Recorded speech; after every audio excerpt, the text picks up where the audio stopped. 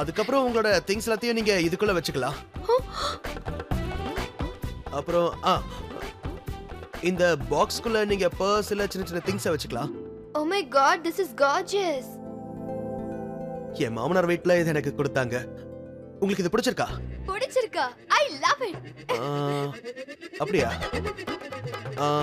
சரி, நீங்க இங்க இருந்து போகும்போது இதை உங்களுக்கு gift-ஆ கொடுக்கறேன். அத கூட ஏதோ சொல்லுவாங்களே, farewell gift. Are you serious? Thank you so much.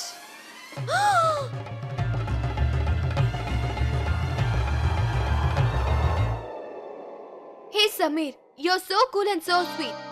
ஆனா உன்னோட அண்ணன் தான் திமிர் பிடிச்சவன். Oh my god, are you okay? வாங்க, நீங்க வந்து ரெஸ்ட் எடுங்க. அதனா என் உடம்பு சரியில்லாத மனைவிக்கு இப்ப தொண்டை சரியில்லை, அத நான் சரி பண்ணிடுறேன். நீங்க உட்காருங்க, ரெஸ்ட் எடுங்க. ஓகே, வா, thank you. போலாம்.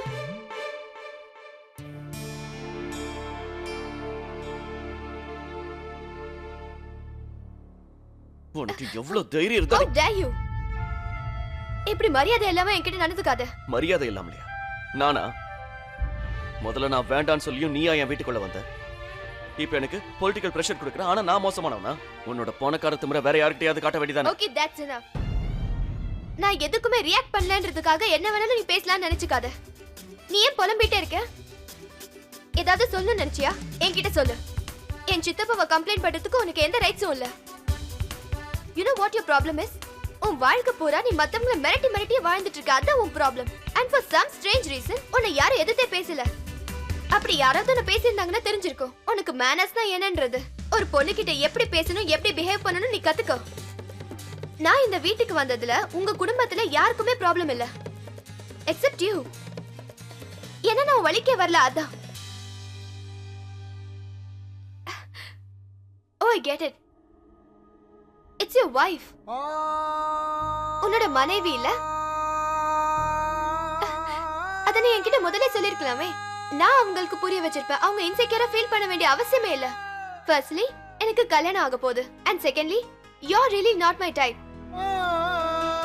Unless of course, அவங்களுக்கு உன் மேல சந்தேகம் அந்த மாதிரி ஏதாவது. போதும். இதுக்கு மேல ஒரு வார்த்தை பேசாத. நீ இங்க தங்கிக்கோ, என்ன வேணாலும் பண்ணிக்கோ. ஆனா ஒரு விஷயத்தை தெரிஞ்சுக்க. என் குடும்பத்துல இருக்கிற யாரும் உன்கிட்ட பேச மாட்டாங்க, எந்த ஹெல்ப்பும் பண்ண மாட்டாங்க.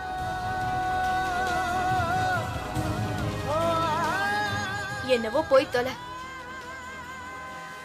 வாங்க சமேட்டாலே. ஏய், எதுக்காக இப்ப என்ன உள்ள தள்ளுற?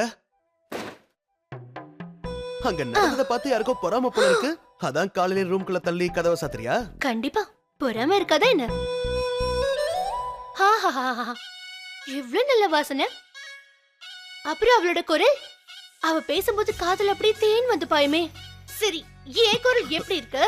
ஏய், உனக்கு என்ன பைத்தியம் பிடிச்சிருச்சா? ஏய் ஷாலினி, வேண்டாம். என் ட்ரெஸ்ஸிங் டேபிள் அவளுக்கு கொடுத்துட்டு சாரி எடுத்துட்டு அவ ட்ரெஸ் வைக்க சொல்றியா? ஷாலினி, வேண்டாம்.